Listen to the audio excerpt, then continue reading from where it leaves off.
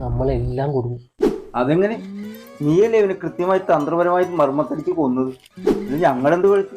അത് ഒരു തെറ്റും ചെയ്യാത്ത നമ്മളെ കൂടി നിരപരാധികളാക്കാൻ നോക്കിയാണ്. കുറ്റം ചെയ്തത് നീയല്ലേ, അപ്പൊ നീ തന്നെയാണ് നിരപരാധി. അത് തന്നെയാണ് ഞാനും പറയുന്നത്, ഞാൻ നിരപരാധിയാന്ന്.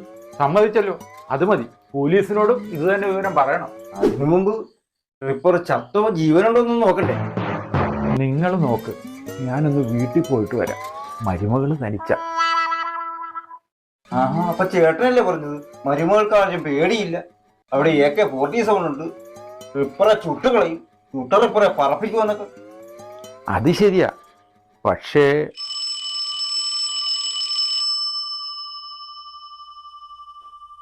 മരുമകളാ. ഹലോ, സമയം എന്തായെന്ന് അറിയാമോ? ദേ വരികൻ. വാതിലും ജനലൊക്കെ നന്നായി അടച്ചിട്ടില്ലേ?